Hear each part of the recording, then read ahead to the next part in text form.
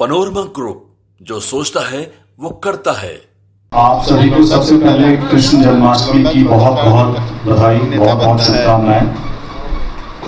आज press conference बुलाने का मुद्दा ये है कि कल रांची में पार्टी की एक बहुत बड़ा कार्यक्रम था और उसमें रांची में ही इसको नेशनल एग्जीक्यूटिव राष्ट्रीय कार्यकारिणी रखने का एक बड़ा मकसद भी था।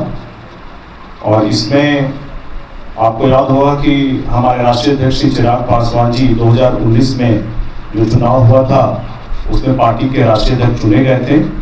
उनका टर्म पूरा हो रहा था, कार्यकाल पूरा हो रहा था। उसके बाद जो अगले 5 सालों के लिए जो चुनाव होना था वो रांची में राष्ट्रीय कार्यकारिणी को रखा गया। इसके अलावा हमारे कुछ प्रस्ताव भी थे जो राष्ट्रीय कार्यकारिणी में देने थे। पिछले कुछ दिनों में जो हमारा स्टैंड रहा है उसको लेकर, बहुत सारे मुद्दों को लेकर के उसको भी रखना था, कार्यकारिणी में उसको पारित करवाना था। आपको बताते हुए हर्ष हो रहा है कि चिराग पासवान जी को राष्ट्रीय कार्यकारिणी ने अगले 5 सालों के लिए सर्वसम्मति से अपना अध्यक्ष चुन लिया है। और जब अध्यक्ष चुने गए उसके बाद उन्होंने जो उनका और पार्टी का, हमारे संस्थापक का जो प्रेरणा स्रोत रहा है, उन्होंने अपने अनुसूचित जाति, अनुसूचित जनजाति, महिलाओं, अल्पसंख्यकों, कमजोर वर्गों और बिहार के लोगों के मुद्दों को उठाने के प्रति अपनी प्रतिबद्धता को दोहराई है। और हम लोगों को शपथ भी दिलाया गया है कि इस मामले में हम लोगों को सजग रहना है, ऐसे मुद्दों को उठाते रहना है। इसके अलावा कुछ प्रस्ताव पारित हुए पिछले कुछ दिनों में, जो या तो सुप्रीम कोर्ट का जो डिसीजन था जिस पे पार्टी का स्टैंड रहा, या वक्फ बोर्ड का जो मामला है उस पर जो हम लोगों का स्टैंड रहा है। क्योंकि मैं खुद वक्फ बोर्ड के जेपीसी का मेंबर हूँ, हमारी पहली मीटिंग हुई थी और उस मीटिंग में हम लोगों ने बड़ी ही मजबूती से मुस्लिम समाज की जो चिंताएं हैं, जो उनकी आकांक्षाएं हैं, जो उनकी कुछ कंसर्न्स थे, उसको हम लोगों ने जेपीसी में रखा है, जॉइंट पार्लियामेंट्री कमेटी में रखा है। और हम लोगों ने ये भी कहा है कि जो भी संबंधित पक्ष हैं उनको बुलाया जाए, उनसे बात की जाए, उनके विचारों को सुना जाए और उनकी जो भी चिंताएं हैं उसको लेकर के उसको एड्रेस किया जाए। इसके अलावा मैं वेलफेयर ऑफ SC/ST कमेटी का भी मेंबर हूँ और उसमें जो अभी जहानाबाद में और मुजफ्फरपुर में घटनाएं हुई थी उसको हम लोगों ने उठाया। इसके अलावा जो लैटरल एंट्री वाला जो मामला था जिसमें आरक्षण के प्रावधानों का आगे से ध्यान रखा जाए, इस मामले को उठाया गया है और उस पर एक अलग से कमेटी भी अपनी तरफ से जांच करेगी और ये सुनिश्चित करेगी कि आगे से कोई भी सरकारी नियुक्तियां होगी उसमें आरक्षण के प्रावधानों का ध्यान रखा जाएगा। साथियों, ये जरूरी है जानना कि लैटरल एंट्री की जब हमारी पार्टी बात करती है तो सिर्फ वो अनुसूचित जाति और जनजाति समाज की ही बात नहीं करती है। आरक्षण के प्रावधानों में जो अदर बैकवर्ड कास्ट हैं, अति पिछड़ा हैं, उनके भी अधिकारों की बात करते हैं। उसमें जो EWS है 10% मिला हुआ है, हम उनकी भी बात करते हैं। तो आरक्षण के प्रावधानों में ये सब लोग कवर हो जाते हैं। इसके अलावा इसके बाद पार्टी जो है अपने भविष्य के लिए वहीं पे तय हुआ एक रोड मैप लेकर के चल रही है और हम लोग विभिन्न राज्यों में अपनी पार्टी का दायरा जो है उसको बढ़ाने की रणनीति पर भी काम कर रहे हैं। ऐसे में पार्टी जो अभी आगामी आने वाले चुनाव हैं अलग अलग राज्यों में, उसको लेकर के भी हम लोग उसमें अपनी भागीदारी रखना चाहते हैं। और खास करके जो झारखंड राज्य है, जहां हमारे संस्थापक रामविलास पासवान जी भी चाहते थे कि हमारी पार्टी की उपस्थिति हो, हमारे लिए वहाँ MLA MP बने, हम लोग वहाँ पे बहुत इच्छुक हैं और राष्ट्रीय कार्यकारिणी में भी इस पर चर्चा हुई है।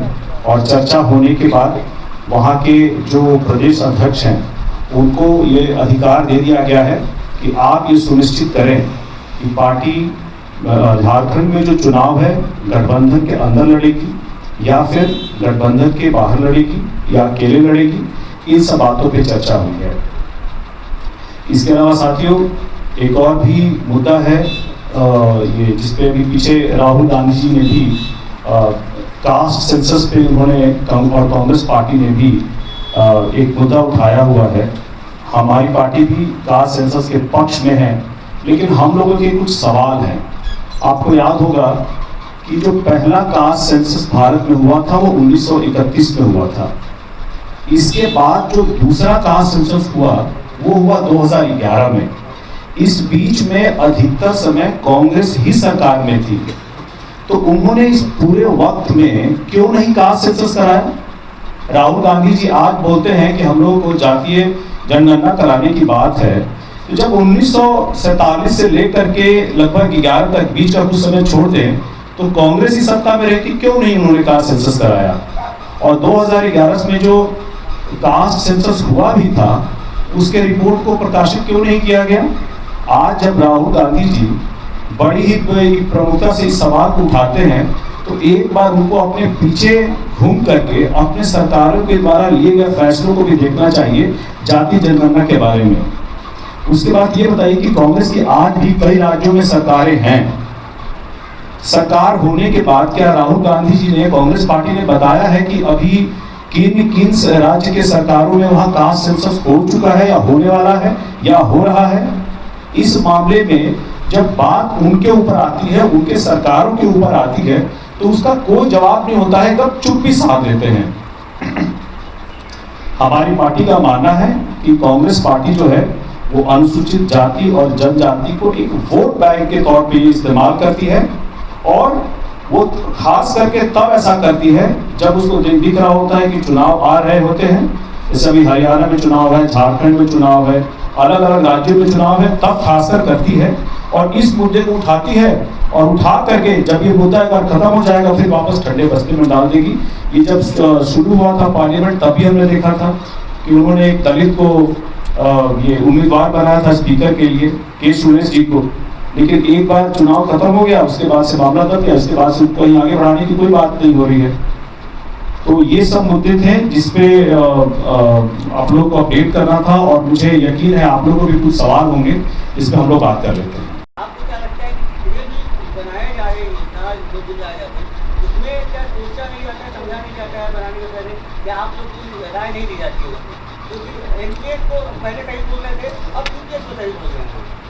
देखिए, यूपीएस का जो मुद्दा है अभी पिछले शनिवार को आया है, अभी हम लोग अध्ययन कर ही रहे हैं इसका, लेकिन हम लोगों का मानना है कि मध्यम वर्ग के लिए उनको राहत देने के लिए एक ये अच्छा आया हुआ है यूपीएस की, और इस पे फर्दर कोई और मैं आपको टिप्पणी कर पाऊँ, कोई और जानकारी दे पाऊँ, हम लोग इसका अध्ययन कर रहे हैं। जब हम पूरा इसका पॉलिसी स्टडी कर लेंगे उसके बाद हम आपको विस्तृत जानकारी दे पाएंगे। वापस क्यों ले लिए जाते हैं? पहले एनपीएस को अच्छा बता रहे थे, अब यूपीएस को अच्छा बता रहे हैं। किसान बिल भी वापस लिया गया, नेशनल एनपी भी वापस लिया गया। ऐसे क्या बात हो जाती है कि वापस लेना पड़ रहा है? आप लोग क्या सहमत होते हैं? पहले आप लोग को पूछा जाता है बिल लाने या नहीं पूछा जाता है? क्योंकि आप लोग विरोध करते हैं उनका। देखिए, जिस मामलों पे हम लोगों को रहा है कि हमारे समाज की या हमारी पार्टी का जो उद्देश्य है, जो प्रमुख मुद्दा है, उनसे अगर सहमत कोई पॉलिसी नहीं आता है तो उस बारे में हम लोग अपनी चिंताएं, अपने कंसर्न्स अपने सरकार के मुखिया के पास रखते हैं। और फिलहाल आपका जो सवाल है यूपीएस पे और एनपीएस पे, मैं जब तक यूपीएस को और एनपीएस से ढंग से कंपेयर नहीं करके कर लूँगा, मैं आपको इस पे पूरी जानकारी देना मेरी तरफ से बेईमानी होगी। तो कुछ समय दिया जाए, इस पे हम लोग अपना रिसर्च पूरा कर लें, इसके बाद इस पर आपको विस्तृत जानकारी दे देंगे हम लोग। जाति गणना की आप लोग बात करते हैं लेकिन बीजेपी नहीं करती है, आप लोग गठबंधन में है तो आखिर में क्यों नहीं एक सहमति से जाति गणना की बात आप लोग करते हैं? आप अकेले करते हैं, कोई विरोध करता है, आप लोग राहुल गांधी का एक तरीके से वो भी कर रहे हैं, तो कहीं ना कहीं आप लोग विपक्ष के सहमत हैं। देखिए, जब सरकार एक गठबंधन की सरकार बनती है तो सबको पता होता है कि ये इसमें हर पार्टी जो आती है वो अपने कॉमन मुद्दे पे आती है, और मुझे लगता है कि कास्ट सेंसस जो है हम लोग का मुद्दा रहा है, और इस बारे में कोई भी इस तरह का मुद्दा आता है जिस पे कास्ट सेंसस की पॉलिसीज बनती हैं उसी बेसिस पे अलग अलग समाज के बेहतरी के लिए, तो हमारे लिए प्रमुख मुद्दा है। और इसीलिए हम लोग जब भी ऐसा कोई मुद्दा आता है सरकार के सामने उठाते हैं। और देखिए होना भी चाहिए, अगर कोई गठबंधन में दल है, उसको उसकी कोई चिंताएं हैं, कोई कंसर्न्स है, तो अपने सरकार के मुखिया के पास तो रखेगा ही, बताएगा ही उनको। इसीलिए हम लोग अपना मुद्दा जो है सरकार के मुखिया को बताते रहते हैं। SC/ST आरक्षण को लेकर के लगातार आपके नेता चाहते रहे कि हम अपने जो SC/ST समाज के जो सांसद हैं उनके साथ बैठक करेंगे, लेकिन जीतन राम मांझी लगातार कहते हैं कि नहीं सही हो रहा, सुप्रीम कोर्ट ने कहा वो बात सही है। अभी तक आप लोगों ने बैठक किया इसको लेकर के सांसदों के साथ? देखिए लोकसभा नहीं चल रहा है, सारे के सांसद अपने अपने जो है क्षेत्रों में व्यस्त है, लेकिन जैसे ही पहला मौका मिलेगा हम लोग जरूर बात करेंगे। बहरहाल मैं बता दूं कि माननीय जीतन राम मांझी जी जब वर्गीकरण की बात करते हैं आरक्षण में, तो एक बहुत छोटे तबके की बात करते हैं। एक समाज का नेता होने के नाते, बड़े नेता होने के नाते उनको पूरे समाज के बारे में बात करना चाहिए, पूरे समाज की बेहतरी के लिए बात करना चाहिए। मुजफ्फरपुर की एक बेटी जो है वो पंखे पे झूली हुई है, लेकिन विपक्ष जो है कह रहा है कि ये सोची समझी साजिश है और कानून जो है इस पे बस लेपा पोती कर रही है। उनके परिजन का भी आरोप लगाया दलित से। ये कौन सी घटना है? 1 अगस्त को हॉस्टल में, गर्ल्स हॉस्टल में उसके साथ ये घटना।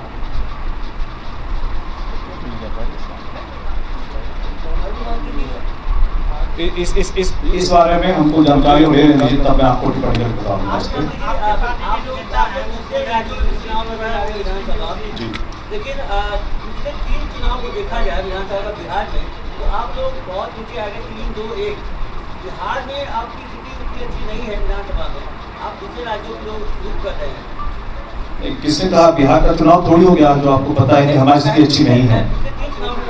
ठीक है, पिछले 3 चुनावों में जो भी हुए, अभी का आप देखिए कि जिस तरह से हमारे राष्ट्रीय अध्यक्ष चिराग पासवान जी अपनी जिम्मेदारियों को निभाने में लगे हुए हैं, जनता के मुद्दों को बड़ी प्रखरता से उठाने में लगे हुए हैं, और समाज की जो भी चिंताएं हैं, जो भी कंसर्न्स है, उसको उठा करके सरकार में रहते हुए भी मुद्दों को उठा करके सरकार के सामने रहते हैं, उनको समझाते हैं और एक ऐसा समाधान लाने की कोशिश करते हैं जो सभी पक्षों को मंजूर हो। तो ऐसे में वो सफल रहे हैं। और मैं ये कहूँगा कि अभी बिहार विधानसभा का चुनाव आने दीजिए, भले ही पिछले चुनावों में जो भी रिजल्ट रहा हो, आगे आपको बहुत ही बेहतर रिजल्ट दिखेगा। आपके पार्टी के नेता है और बोल रहे हैं कि मोदी, आपके पार्टी के नेता वो बोल रहे हैं कि देखिए माननीय प्रधानमंत्री जी सबका साथ सबका विकास का मुद्दा लेकर के चल रहे हैं। बहरहाल अगर कोई भी ऐसा कार्य सरकार की तरफ से किया जाता है जिसमें अलग अलग समाजों की अपनी अपनी चिंताएं और कंसर्न सामने आती है, तो एक अलाय होने के नाते, एक गठबंधन का दल होने के नाते हमारी जिम्मेदारी है कि उन सारी चिंताओं को, कंसर्न्स को प्रधानमंत्री जी के सामने रखा जाए और उनको समझाया जाए कि उस समाज की चिंताओं को भी एड्रेस करना जरूरी है। और ऐसे में प्रधानमंत्री जी भी सारे समाज की जो समस्याएं हम रखते हैं या कोई भी अलाय रखता है उनको सुनते हैं और उस पर फिर वो समस्याओं का समाधान भी करते हैं। आपने ऐसा भी निकट इतिहास में भी देखा होगा।